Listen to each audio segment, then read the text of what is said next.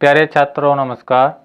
स्वागत है आप सभी का हमारे यूट्यूब चैनल पीएच क्लासेस पर, जिस पर आज के वीडियो लेक्चर में बात करेंगे कक्षा 12 विषय भौतिक विज्ञान एनसीईआरटी के अध्याय 1 जिसका नाम है विद्युत आवेश तथा क्षेत्र। तो डियर स्टूडेंट, इस अध्याय के आंकिक प्रश्नों को हल करने के लिए वो कौन कौन से आवश्यक फार्मूले हैं जिनके आधार पर इस लेसन के अंकित प्रश्नों को हल किया जाएगा, आज हम उन्हीं फार्मूलों को विस्तार पूर्वक पढ़ने वाले हैं। तो डियर स्टूडेंट, अगर आप मेरे वीडियो चैनल पर नए हैं, ठीक है, तो मेरे चैनल को सब्सक्राइब कीजिए और बेल आइकन का बटन ज़रूर दबाइए ताकि मेरी आने वाली वीडियो का नोटिफिकेशन आपको सबसे पहले प्राप्त हो। और जैसा कि मैं आपको पहले ही बता चुका हूँ, मैं अपने इस चैनल पर कक्षा 12 एनसीईआरटी विषय भौतिक विज्ञान का पूरा सिलेबस आर्टिकल, न्यूमेरिकल और एग्जाम्पल सहित कराऊंगा। तो अपना सिलेबस पूरा करने के लिए जुड़े रहिए मेरे चैनल से। तो आइए डियर स्टूडेंट, शुरू करते हैं अपने वीडियो लेक्चर को और देखते हैं पहले फार्मूले के बारे में। ठीक है, तो पहला फार्मूला क्या है, देखिए। पहला फार्मूला है आवेशों का क्वांटीकरण। आवेशों का क्वांटीकरण Q बराबर NE, Q बराबर प्लस माइनस NE। ठीक है, ये फार्मूला हमने अपनी जब थ्योरी पढ़ाई थी तो आपको पढ़ाया था। जिन लोगों ने मेरे पिछले वीडियो नहीं देखे हैं तो प्लीज़ वो मेरे पिछली वीडियो देखिए, उसके बाद या उनको फार्मूले ये समझ में आएंगे। और अगर वो लोग जो इस चैनल पर नए हैं, जिन्होंने मेरे पिछले वीडियो नहीं देखे हैं और उनको आंकिक प्रश्न हल करने में प्रॉब्लम आती है, तो वो लोग अवश्य ही मेरे पिछले वीडियो ज़रूर देखें। और जब उनको आप देखने के बाद मेरे फार्मूले को पढ़ोगे, ठीक है, तो आपको आंकिक प्रश्न करने में 100% कोई प्रॉब्लम नहीं आएगी। तो विशेष रिक्वेस्ट ये है कि आप जो मैंने इस लेसन का थ्योरिकल पढ़ाया है या आर्टिकल पढ़ाए हैं, ठीक है, तो आप पहले आप उन वीडियोज़ को देखिए, उसके बाद इस वीडियो को देखिए। और इसको देखने के बाद मैं आपको विश्वास दिलाता हूँ कि 100% आप न्यूमेरिकल करना सीख जाएंगे। ठीक है, तो आवेशों का क्वांटीकरण का फार्मूला हमने पढ़ाया था प्लस माइनस Q बराबर NE। ठीक है, तो जहाँ E क्या है डियर स्टूडेंट, E है एक इलेक्ट्रॉन पर आवेश। E क्या है बेटा, एक इलेक्ट्रॉन पर आवेश। और इसकी जो क्वांटिटी होती है अर्थात परिमाण होता है कितना, तो -1.6 × 10⁻⁻19। तो डियर स्टूडेंट, ये आपने 9th क्लास में भी पढ़ा होगा और 9th में 10th में भी आता है। तो यहाँ पर आपको याद रखना है कि एक इलेक्ट्रॉन पर आवेश की जो क्वांटिटी होती है वो कितनी थी, -1.6 × 10⁻⁻19 कूलम होती है। अच्छा, आगे n है नंबर ऑफ इलेक्ट्रॉन, यानी n क्या है, इलेक्ट्रॉनों की संख्या है बेटा। वो 1 2 3 डॉट डॉट डॉट या और भी कुछ हो सकती है। आई होप ये फार्मूला आपको समझ में आया होगा। एक बार फिर से रिपीट कर देता हूँ मैं कि आवेशों का क्वांटीकरण का अगर फार्मूला है, ठीक है, तो Q बराबर NE के रूप में होगा, जहाँ E एक इलेक्ट्रॉन पर आवेश होगा, ठीक है, और एक इलेक्ट्रॉन पर आवेश की मात्रा होती है -1.6 × 10⁻⁻19 कूलम। तथा ये जो n है नंबर ऑफ इलेक्ट्रॉन अर्थात इलेक्ट्रॉनों की संख्या।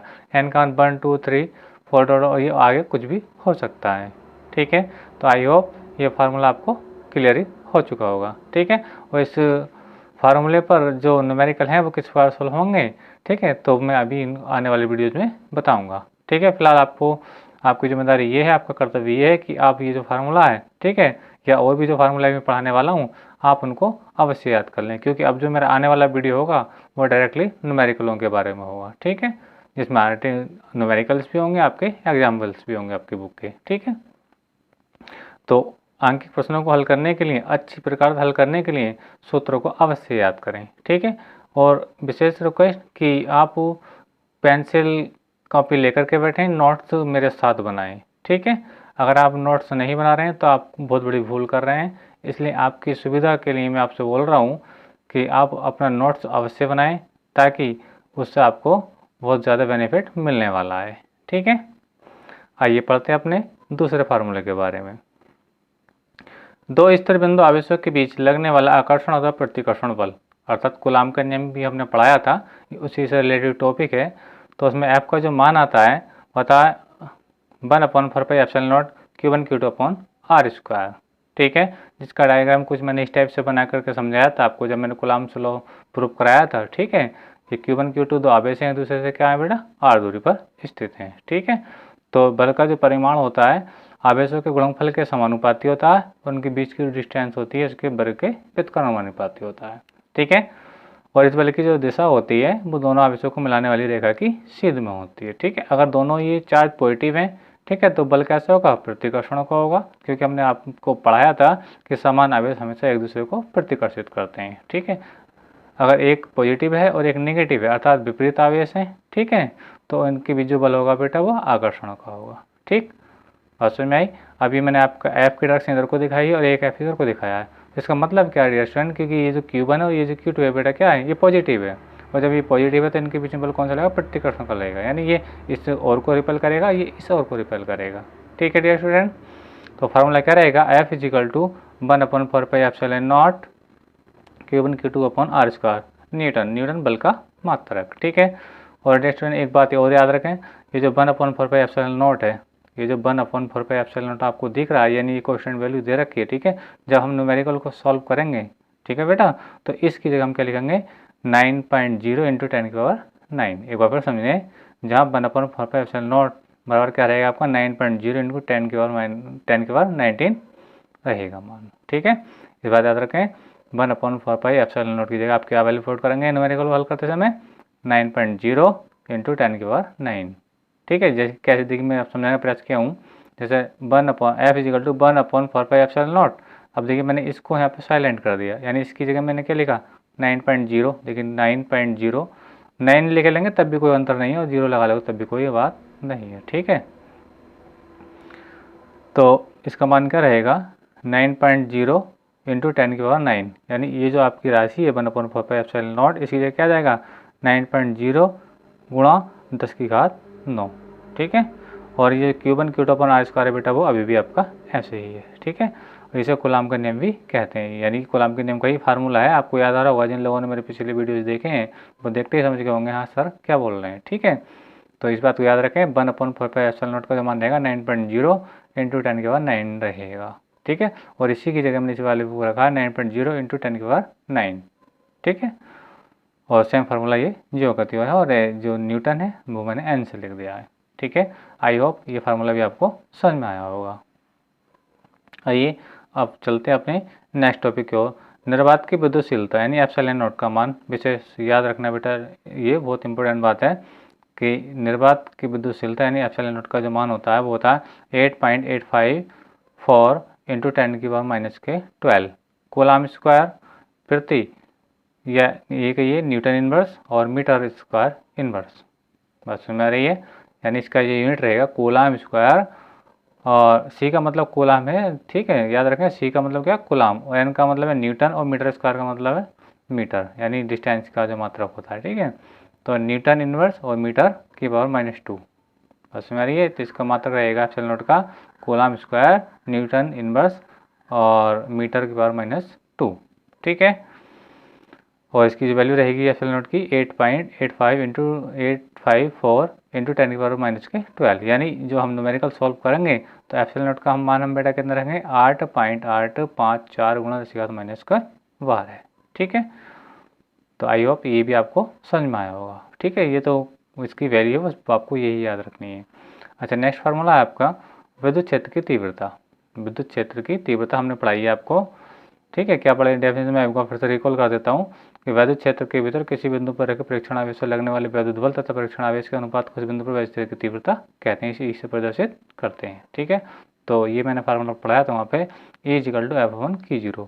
ठीक है, जहाँ Q0 क्या बेटा परीक्षण आवेश है, और F क्या है इस परीक्षण आवेश पर लगने वाला बल, और इन दोनों का जो रेशियो है वो क्या कहलाता है बेटा आपका विद्युत क्षेत्र की तीव्रता कहलाता है। ठीक है, इसलिए मैंने कहा परिभाषा से। ठीक है, अच्छा, आई होप ये भी आपको समझ में आया होगा। आगे चलते हैं, किसी बिंदु आवेश के कारण, किसी बिंदु आवेश के कारण, ठीक है, वैद्युत क्षेत्र की तीव्रता।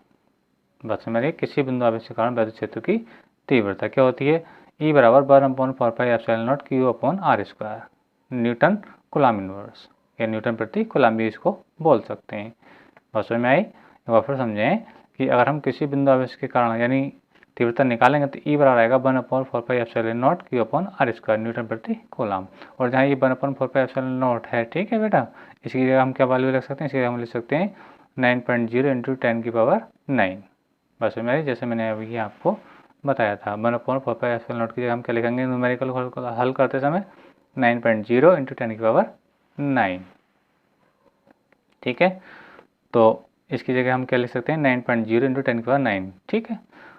और इसका जो यूनिट रहेगा न्यूटन प्रति कूलाम या न्यूटन कूलाम इनवर्स। अच्छा आगे चलते हैं। वैद्युत द्विध्रुव इलेक्ट्रिक डाइपोल के उदाहरण अगर आपसे एग्जाम में आते हैं और एग्जाम में पूछा भी गया है, कई बार रिपीट हुआ है कि विद्युत ध्रुव की परिभाषा उदाहरण से दीजिए। ठीक है, तो विद्युत ध्रुव की परिभाषा क्या होती है बेटा, मैंने आपको समझाया था कि एक ऐसा निकाय जिसमें दो बराबर कृत विपरीत आवेश एक दूसरे से अल्प दूरी पर स्थित क्या कहलाता है, विद्युत ध्रुव कहलाता है। ठीक है, उसके एग्जाम्पल मैंने वहाँ पे ही पढ़ाए थे, यहाँ पे मैं लिख दिए आपको HCl यानी हाइड्रोजन क्लोराइड, H2 यानी वाटर और NH3 यानी अमोनिया। ETC मतलब इसके एग्जाम्पल अभी और भी है। ठीक है, बात समझ में आ रही है। तो कम से कम 2 एग्जाम्पल बेटा आप जरूर याद करके जाएं, एग्जाम में कम से कम 2 एग्जाम्पल तो पूछे ही जाते हैं। ठीक है, डेफिनेशन के साथ। ठीक है, आइए आगे पढ़ते हैं। वैद्युत द्विध्रुव आघूर्ण, वैद्युत द्विध्रुव आघूर्ण यानी इलेक्ट्रिक डाइपोल मूवमेंट, इसे पी से शो करते हैं। P इक्वल टू होता है Q × 2L। Q × 2L का मतलब क्या है, डेफिनेशन थी कि वैद्युत द्विध्रुव के किसी एक आवेश यानी Q और दोनों आवेशों के बीच की दूरी के गुणनफल को क्या कहते हैं, वैद्युत द्विध्रुव आघूर्ण कहते हैं। इसे P से प्रदर्शित करते हैं। ठीक है, यहाँ 2L क्या है, दोनों आवेशों के बीच की दूरी है। ये ऐसे लिख सकते हैं, इस 2 को मैं आगे निकाल दूंगा तो गेट हो जाएगा 2QL। और CM का मतलब बेटा क्या है, कूलाम मीटर। विशेष तरीके से याद करें बेटा, इसको इम्पोर्टेंट तरीके में याद रखें बच्चे कि बेटा इसको सेंटीमीटर ना पढ़ें, ये क्या है कूलाम मीटर है। ठीक है, यानी वैद्युत द्विध्रुव आघूर्ण का मात्रक क्या होता है, कूलाम मीटर होता है, सेंटीमीटर इसको बिल्कुल ना समझें। ठीक है, इस बात को मैं आपको समझा रहा हूँ। ठीक, कैसा आ रहा है इस कूलाम। ठीक है, ये जो L है लंबाई का मात्रक होता है मीटर होता है, और ये जो Q है इसका मात्रक होता है कूलाम होता है, तो कूलाम मीटर हो गया, सॉरी प्रति नहीं है। तो इस वैद्युत द्विध्रुव आघूर्ण का P का जो मात्रा होता है वो कूलाम मीटर होता है। ठीक है, अच्छा आगे चलते हैं अपने नेक्स्ट फार्मूले की ओर। वैद्युत द्विध्रुव की अक्षीय स्थिति अर्थात अनुदैर्ध्य, मैंने आपको एक एग्जाम्पल दिया था, अक्षय कुमार एक्टर साहब जो अंधे हो गए हैं उस उनके नाम पर मैंने समझाया था आपको याद आ रहा है। जिन लोगों ने मेरे पिछले वीडियो देखे हैं तो मैंने आपको वहाँ पे समझाने का प्रयास किया था एक एग्जाम्पल दे करके, और इस टॉपिक को समझा था। ये परीक्षा की दृष्टि से ये क्वेश्चन बेटा बहुत ही इंपॉर्टेंट होने वाला है, बात को समझे मेरी। ठीक है, तो वैद्युत द्विध्रुव की अक्षीय स्थिति में वैद्युत क्षेत्र की तीव्रता, ठीक है, E बराबर होता है 1/4π∼0 2P/r⁻³ 2P/r⁻³। बात समझ में आई। एक बात याद रखना स्टूडेंट, जब हम बिंदु आवेश के कारण तीव्रता निकालते हैं तो r² होता है, क्या होता है बेटा, r² होता है। और जब हम वैद्युत द्विध्रुव के कारण तीव्रता निकालते हैं तो बेटा क्या होता है, यहाँ पे r³ होता है। इस बात की याद रखें। ठीक है, और इसकी जगह तो हम वही से वैल्यू रखेंगे 9.0 × 10⁹ ठीक है, बात समझ में आई। तो वैद्युत द्विध्रुव की अक्षीय स्थिति का जो तीव्रता का व्यंजक रहेगा बेटा वो ये रहेगा। ठीक, अब आती है वैद्युत द्विध्रुव की निरक्षीय स्थिति में विद्युत क्षेत्र की तीव्रता का व्यंजक। वैद्युत द्विध्रुव की निरक्षीय स्थिति में अर्थात लंब समद्विभाजक की स्थिति में वैद्युत क्षेत्र की तीव्रता का व्यंजक रहेगा 1/4π∼0 बस P/r⁻³ बस इतना अंतर है कि यहाँ पे बेटा 2 होता है, यहाँ पे 2 नहीं होता है, क्या होता है सिंगल P होता है। अक्षय में 2P होता है, निरक्षीय में केवल P होता है। r³ बिल्कुल बेटा सेम रहेगा, यानी फार्मूला बिल्कुल सेम है, बस इस 2 का ही डिफरेंस है। ठीक है, तो आई होप ये भी आपको समझ में आया होगा। चलते हैं अपने नेक्स्ट फार्मूले की ओर। एक समान वैद्युत क्षेत्र E में वैद्युत द्विध्रुव पर कार्यरत बल आघूर्ण को बेटा ऐंठन बल आघूर्ण भी कह देते हैं, कभी कभी याद रखना। ठीक है, इससे कन्फ्यूज मत होना, अगर कार्यरत बल आघूर्ण को बोला तो आप समझ जाएंगे, लेकिन ऐंठन बल आघूर्ण भी बोले तो आप समझ जाना कि ये वही चीज़ है जो बल आघूर्ण है। ठीक है, तो टोरा होता है P × E। ठीक है, या P क्या होता है बेटा sin थीटा होता है। इसका मात्रा क्या होता है बेटा न्यूटन मीटर के बराबर होता है, न्यूटन मीटर, क्योंकि तो बराबर होता है बल गुणा लंब दूरी। तो बल का मात्रा होता है न्यूटन और लंब दूरी का मात्रा होता है मीटर, तो न्यूटन मीटर। ठीक है, इसका मात्रा होता है P sin थीटा या P×E। P×E ये कैसा है P×E, ये मैंने जब आर्टिकल पढ़ा है आप लोगों को, ये आर्टिकल भी बेटा बहुत ही इंपॉर्टेंट है परीक्षा की दृष्टि से, इसकी भी तैयारी अच्छे से करें। ठीक है, लॉन्ग क्वेश्चन है और 5 नंबर में आपसे विशेषकर पूछे जाते हैं। ठीक है, बात समझ में आई। तो कहने का मतलब ये है कि मैं कह रहा था कि ये P×E क्यों लिखा गया है, कैसे लिखा है, ये मैंने जब ये आर्टिकल कराया है जब वहाँ पे आपको समझाने का प्रयास किया है। तो फिलहाल आपको याद रखना है इसका सूत्र P×E भी हो सकता है, और ये कब रहेगा जब थीटा 90 अंश रहेगा। ठीक है, ये आप जब मेरा आर्टिकल पढ़ेंगे जब मैंने पढ़ाया तो आपको खुद समझ में आ जाएगा। और P और दूसरा रूप क्या होता है इसका P sin थीटा, या थीटा क्या P यानी वैद्युत द्विध्रुव आघूर्ण एवं E के बीच का कोण है। ई क्या है? विद्युत क्षेत्र के बीच का कोण है। ठीक है, चलिए आगे चलते हैं। विद्युत फ्लक्स। विद्युत फ्लक्स की डेफिनेशन परीक्षा में अधिकांश पूछी जाती रहती है बेटा, याद रखें। विद्युत फ्लक्स को तो बेटा विद्युत अभिवाह के नाम से भी जाना जाता है, इसलिए बच्चे इसको याद रखें कि विद्युत फ्लक्स को विद्युत अभिवाह के नाम से भी जाना जाता है। अर्थात एग्जाम में आपको विद्युत अभिवाह शब्द भी आ सकता है, इसलिए मैंने ऑब्लिक में करके लिख दिया है कि विद्युत फ्लक्स आए तो आप समझ जाओगे भाई ये, लेकिन विद्युत अभिवाह आ जाए तब याद रखना कि वो भी विद्युत फ्लक्स ही है। ठीक है, फार्मूला क्या होता है इसका? E dot D A. ठीक है, ई डॉट सॉरी हाँ E dot D A vector E dot vector D A. ठीक है, इसको फार्मूला खोलते हैं तो E D A cos theta, जहाँ थीटा क्या है? वेक्टर ई और वेक्टर डी के बीच का कोण है। ठीक है, बात समझ में आ रही है? ये तो डॉट प्रोडक्ट है, आपने 11th क्लास में पढ़ा होगा। ठीक है, और नहीं पढ़ा तो आर्टिकल आप मेरा देखेंगे तो वहाँ पे समझ में आ जाएगा कि मैंने समझाने का प्रयास किया है कि ये इसको कैसे खोलते हैं। ठीक है, अच्छा आ जाए बंद पृष्ठ के लिए विद्युत फ्लक्स। ये तो रहा खुद खुले पृष्ठ के लिए। अगर बंद पृष्ठ के लिए विद्युत फ्लक्स की बात करें, बंद पृष्ठ के लिए विद्युत फ्लक्स क्या होता है? फाई इज इक्वल टू, और ये इंटीग्रेशन है, इस पर लिमिट लगी, यानी पूरे जो क्षेत्रफल है, जैसे हम इसका जो विद्युत फ्लक्स निकाल रहे हैं उसका एरिया क्या है बेटा? ए है, और ई डॉट डी ए, और ये क्या बराबर होता है? क्यू अपन एप्सिलॉन नॉट के बराबर होता है। और आप लिखना चाहते हो आप इसको भी लिख सकते हो इसका आगे कि ये ई डी ए भी यही चीज़ हो जाएगी, E D A cos theta. बेटा ये चीज़ भी यहाँ पर हो सकती है, बस में आई, तो आप कंफ्यूज ना हो। फाई जगह अगर हम बंद प्रश्न निकालेंगे तो बस ये सरफेस इंटीग्रेशन कर देंगे, यानी क्लोज समाकलन कर देंगे इसका। ठीक है, और ये सेम वैल्यू रहेगी, है ना। और ये चीज़ क्या बराबर होती है? इसके बराबर होती है, तो देखो ये आ गया। और ये चीज़ क्या बराबर होती है? क्यू अपन एप्सिलॉन नॉट के बराबर होती है। ये क्या हमने कहाँ पढ़ा था? गॉस की प्रमेय में पढ़ा था। तो आई होप कि ये जो फार्मूला आपको समझ में आया होगा। आइए चलते हैं अपने कुछ नेक्स्ट और फार्मूले की ओर। तो देखिए, जैसे कि आप देख रहे होंगे कि एक अनंत लंबाई के आवेशित चालक तार के कारण विद्युत क्षेत्र की तीव्रता का व्यंजक क्या था? ई इक्वल टू आता है 1/2 epsilon naught lambda upon r newton प्रति कूलम। तो डियर स्टूडेंट, मैं आपको ये बताऊं कि ये क्वेश्चन लॉन्ग क्वेश्चन के रूप में पिछली बार एग्जाम में रिपीट हो चुका है। बात समझ में आ रही है? यानी कहने का तात्पर्य मेरा ये है कि ये क्वेश्चन परीक्षा में पिछली बार आ चुका है। ठीक है, इसलिए याद रखें इंपॉर्टेंट क्वेश्चन है। उसका फार्मूला क्या होता है? जब हम अनंत लंबाई के आवेशित चालक के कारण विद्युत की तीव्रता निकालते हैं तो ई बराबर आता है आपका 1/2 epsilon naught lambda upon r, जहाँ लैम्डा क्या? रेखीय आवेश घनत्व है। ठीक है, इसका वीडियो मैंने अलग से बनाया है, जिन लोगों को ये वीडियो देखना है तो मेरे प्ले लिस्ट में जाकर इसको चेक कर सकते हैं कि रेखीय आवेश घनत्व क्या होता है। ठीक है, आगे चलते हैं। एक समतल अनंत विस्तार वाली अचालक प्लेट के समीप विद्युत क्षेत्र की तीव्रता का व्यंजक। ये आर्टिकल बेटा मोस्ट इंपोर्टेंट रहेगा, आर्टिकल की बात कर रहा हूँ। ठीक है,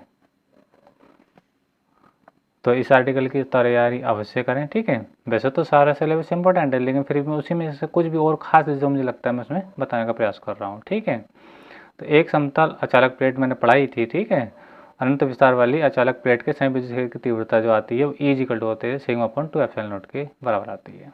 यानी अनंत विस्तार वाली समतल अचालक प्लेट, मैंने अच्छे तरीके से बहुत अच्छे से इसका डायग्राम बना करके आपको इसका प्रूफ कराया है। ठीक है, तो इसका फार्मूला कितना आया था? ई बराबर sigma upon 2 epsilon not Newton प्रति कूलम। एक बात याद रखें बेटा, जब भी हम किसी प्लेट के कारण तीव्रता निकालते हैं, किसी प्लेट के कारण तीव्रता निकालते हैं तो वहाँ पर आर का मान नहीं होता है। बात समझ में आ रही है? कहने का तात्पर्य मेरा ये देखिए, हमने तार के लिए निकाला तब भी देखो आर का मान आया था। अभी हमने द्विध्रुव के लिए देखो तार के लिए आया था तो आर आ रहा है। अभी हमने द्विध्रुव के लिए मान निकाला था। देखिए मैं समझाने का प्रयास करूँगा मैं कहना क्या चाह रहा हूँ। देखिए अगर हम बात करें बिंदु आवेश तीव्रता, तब भी देखिए आर की वैल्यू आ रही है, आर आ रहा है। अब हम वैद्युत ध्रुव की बात करें तो देखिए तो आर की क्यू आ रहा है, आर की क्यू आ रहा है। लेकिन याद रखें कि जब हम किसी प्लेट के लिए विद्युत क्षेत्र की तीव्रता का मान निकालते हैं, ठीक है, तो फार्मूले में आर का मान नहीं आता है। इस बात को बहुत अच्छे तरीके से याद रखें।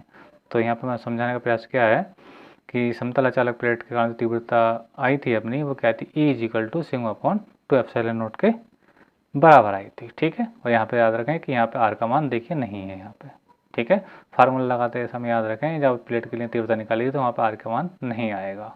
ठीक, जहाँ सिग्मा क्या? पृष्ठ आवेश घनत्व है। ये पृष्ठ आवेश घनत्व बेटा मैं आपको अपने थ्योरी जब मैंने पढ़ाई थी आपको पढ़ा चुका हूँ। ठीक है, अच्छा नेक्स्ट क्वेश्चन, नेक्स्ट अपने जो फार्मूला रहेगा, दो समांतर धन तथा ऋण आवेशित प्लेटों के बीच तथा बाहर विद्युत क्षेत्र की तीव्रता। ठीक है, ये भी मैंने लास्ट टाइम पढ़ाया है ये टॉपिक, दो समांतर धन तथा ऋण आवेशित प्लेटों के बीच तथा बाहर विद्युत क्षेत्र की तीव्रता। तो पहला हेडिंग है स्टूडेंट, प्लेटों के बीच किसी बिंदु पर विद्युत क्षेत्र की तीव्रता। तो प्लेटों के बीच विद्युत क्षेत्र की तीव्रता क्या है? E=σ/ε0। यानी प्लेटें मैंने आपको बेटा मैं आपको थोड़ा समझाने का प्रयास करता हूँ। मैंने ऐसे टाइप से प्लेटें बनाई थी, ठीक है। ये पॉजिटिव प्लेट थी मान लीजिए, और ये आपकी नेगेटिव प्लेट थी, ठीक है। तो इनके बीच में कोई बिंदु P लिया था, ठीक है। ये प्लेट P1 थी आपकी, ये प्लेट आपकी बेटा P2 थी। तो इनके बीच में जो मान आया था E का, वो कितना आया था? E का जो मान आया था फाइनल में वो आया था σ/ε0 न्यूटन प्रति कूलम, ठीक है। अच्छा, प्लेटों के बाहर किसी बिंदु पर वैसे की तीव्रता, जब हमने प्लेटों के बाहर तीव्रता निकाली थी बेटा, यानी यहाँ पे निकाली थी, यहाँ Q पॉइंट लिया था, हमने क्या लिया था? Q point. और जब यहाँ पे E का मान निकाला था तो मान कितना आया था बेटा? 0 आया था। कितना आया था? 0 आया था। बस समझ में आई? यानी प्लेटों के बीच वैसे की तीव्रता कितनी आई थी? σ/ε0 बराबर आई थी। लेकिन उन्हीं प्लेटों के बाहर जब हमने तीव्रता निकाली थी किसी Q पॉइंट पर, तो तीव्रता क्या आई थी बेटा? 0 आई थी। इस बात को याद रखना। यानी प्लेटों के बीच वैसे की तीव्रता होती है वो σ/ε0 के बराबर होती है। और जबकि ये जो होती है बेटा, इसको भी याद रखना, ये एक प्लेट के कारण है। जबकि यहाँ कितनी प्लेट रहेंगी बेटा? 2 समांतर प्लेट रहेंगी। याद रखना, इस चीज़ को कन्फ्यूजन ना हो जाना। ये सिंगल यानी अचालक प्लेट सिंगल रहेगी, ठीक है। बात समझ में आ रही है? जबकि ये प्लेट क्या रहेंगी बेटा? 2 प्लेटें रहेंगी, ठीक है। 2 प्लेटों के बीच वैसे की तीव्रता कितनी होती है? इतनी होती है। जबकि सिंगल प्लेट की तीव्रता कितनी होती है? σ/ε0 के बराबर होती है, ठीक है। और प्लेटों के बाहर वैसे की तीव्रता कितनी होती है? 0 होती है। कितनी होती है बेटा? 0 होती है, ठीक है। अच्छा, ये तो रहे इसके कुछ फार्मूले। अब कुछ और महत्वपूर्ण बातें हैं, उनके बारे में भी हम पढ़ लेते हैं। देखिए, नोट में लिखा कुछ अन्य महत्वपूर्ण बातें, अर्थात इन्हें भी जानें। देखिए, 1 माइक्रो कूलम, 1 माइक्रो कूलम, तो माइक्रो का मतलब होता है 10⁻⁶ माइनस में, ठीक है। ये कूलम, ये मीटर आवेश के साथ भी आ सकता है, मीटर के साथ भी आ सकता है, ठीक है। तो 1 माइक्रो कूलम, इसका प्रतीक होता है mu, 1 mu coulomb, mu C का मतलब कूलम। याद रखना, इस चिन्ह को कहते हैं बेटा माइक्रो कहते हैं, इसको माइक्रो कहते हैं। तो 1 माइक्रो कूलम जो होता है बेटा 10⁻⁶ कूलम के बराबर होता है। यानी आवेश का छोटा मात्रा क्या है? Micro coulomb. हमने चेंज क्या में करा? कूलम में चेंज करा है। तो 1 माइक्रो कूलम क्या होगा बेटा? 10⁻⁶ कूलम के बराबर होगा। इस बात को याद रखें बेटा, जब न्यूमेरिकल करेंगे तो इन चीज़ों का बहुत ज़्यादा यूज देखने को मिलेगा। बात में आ रही है? कहने का तात्पर्य मेरा ये है कि 1 माइक्रो कूलम जो होता है 10⁻⁶ कूलम के बराबर होता है, ठीक है। माइक्रो कूलम कूलम में चेंज करने के लिए हम क्या करेंगे? जो दी हुई राशि होगी, ठीक है, हम उसे 10⁻⁶ से गुणा कर देंगे, ठीक है डियर स्टूडेंट। आई समझ में? अब देखिए, 1 सेंटीमीटर, 1 सेंटीमीटर क्या होता है? 10⁻² मीटर का होता है। यानी सेंटीमीटर दूरी का छोटा मात्रक है, लेकिन हम क्या में लिखेंगे? मीटर में लिखेंगे। तो 1 सेंटीमीटर को हम क्या लिखेंगे? सेंटीमीटर को मीटर में चेंज करेंगे तो दी हुआ जो मान होगा, ठीक है, बात समझ में आ रही है? तो वहाँ पे हम क्या कर देंगे? 10⁻² से गुणा कर देंगे, तो वो राशि क्या में चेंज हो जाएगी बेटा? आपके मीटर में चेंज हो जाएगी। बात समझ में आई? अच्छा, 1 मिलीमीटर, 1 मिलीमीटर 10⁻³ के बराबर होती है, 10⁻³ मीटर के बराबर होती है। अगर आपको डिस्टेंस मिलीमीटर में रखी है तो आप क्या करोगे? जितनी डिस्टेंस दी है उसमें हम कैसे गुणा कर देंगे? 10⁻³ से गुणा कर देंगे, ठीक है। अच्छा, ये इंपॉर्टेंट चीज़ है, बच्चे इस पर कन्फ्यूज हो जाते हैं। याद रख लें कि 1 पिको कूलम PC, क्या है बेटा? PC, 1 pico coulomb, 1 pico coulomb बोलते PC लेना, और ये होता है 10⁻12 कूलम का होता है, ठीक है। बात समझ आ रही है? याद रखना, जो 1 माइक्रो कूलम होता है 10⁻6 का होता है, लेकिन 1 PC जो होता है 10⁻12 कूलम का होता है, यानी इसका डबल होता है। यानी इसकी पावर होती है बेटा कितनी होती है? डबल पावर होती है। बात समझ में आ रही है? तो याद रखें 1 पिको कूलम जो होता है 10⁻12 कूलम के बराबर होता है, ठीक है। आइए आगे चलते हैं। 1 एंगस्ट्रॉम, 1 एंगस्ट्रॉम बेटा ऐसे लिखा जाता है, ये 1 एंगस्ट्रॉम का प्रतीक है, और ये होता है 10⁻10 मीटर के बराबर होता है। ये भी दूरी का मात्रक है, ये भी दूरी का मात्रक है, ये भी दूरी का मात्रक है, ठीक है, और ये भी दूरी का मात्रक है, ठीक है। और ये भी जो नीचे लिखा है 1 नैनोमीटर, ये भी दूरी का मात्रक है। यानी ये सारे मात्रक आए के बेटा दूरी के हैं। बस आपको ये याद रखना है, अगर एंगस्ट्रॉम में आएगा तो 10⁻10 से गुणा करनी पड़ेगी, ठीक है। और बेटा आपका नैनोमीटर में आ रहा है, एक तो 1 नैनोमीटर बराबर होता है बेटा, 1 नैनोमीटर बराबर होता है आप लोगों का 10⁻9 मीटर के बराबर। अगर आपको नैनोमीटर में डिस्टेंस दी है और मीटर में लेकर आएंगे तो हम क्या करेंगे? 10⁻9 से गुणा कर देंगे। बस समझ में आ रही है? तो याद रखें बेटा कि ये कुछ इंपॉर्टेंट बातें हैं जो इसी चैप्टर के जो हम न्यूमेरिकलों को हल करेंगे तो इन फार्मूलों का यूज हमें देखने को मिलेगा। तो ये थे बेटा कुछ इम्पोर्टेंट फार्मूले और कुछ इम्पोर्टेंट मान जिनको हम चेंज करेंगे और न्यूमेरिकलों को सॉल्व करेंगे। तो डियर स्टूडेंट, आज के वीडियो में बस इतना ही। अगर आप लोगों को मेरा वीडियो बनाया हुआ पसंद आया है और समझ आया तो आप मेरे वीडियो को लाइक कर सकते हैं और चैनल को सब्सक्राइब कर सकते हैं। और ऐसा करने पर आपको क्या होगा कि मेरे जो आने वाले वीडियो हैं आपको सबसे पहले प्राप्त होंगे। ठीक है, तो डियर स्टूडेंट, आज के वीडियो लेक्चर में बस इतना ही। और अब अगले वीडियो में मिलेंगे तो हम न्यूमेरिकलों को किस प्रकार सॉल्व करेंगे हम उसके बारे में जानेंगे। ठीक है, तो डियर स्टूडेंट, जिन लोगों से न्यूमेरिकल हल करने में प्रॉब्लम आती है तो उन लोगों से विशेष रिक्वेस्ट ये है, तो बिल्कुल घबराएं नहीं, बहुत ही ईजी वे में आपको न्यूमेरिकल करना सिखाऊंगा। ठीक है, कि न्यूमेरिकलों को सॉल्व किस प्रकार से किया जाता है। ठीक है, तो बिल्कुल घबराएं नहीं। ठीक है, और आप लगातार चैनल पर जो मेरे नए नए वीडियो आ रहे हैं उनको देखते रहिए। और कहीं पर किसी वीडियो में कोई प्रॉब्लम है, ठीक है, अगर कोई टॉपिक आपको समझ नहीं आया तो आप मुझे कमेंट बॉक्स में बता सकते हैं। मैं आपकी समस्या का समाधान करने के लिए आपके लिए 100% तैयार हूँ। तो डियर स्टूडेंट, आज की वीडियो लेक्चर में बस इतना ही। धन्यवाद। Best of luck.